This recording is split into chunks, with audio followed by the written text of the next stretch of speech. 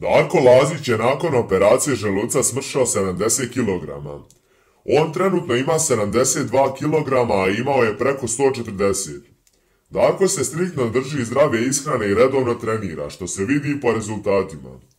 U svom tom procesu ostao mu je višak kože koji mu kvari fizički izgled, pa će višak kože da skine hiruškim putem.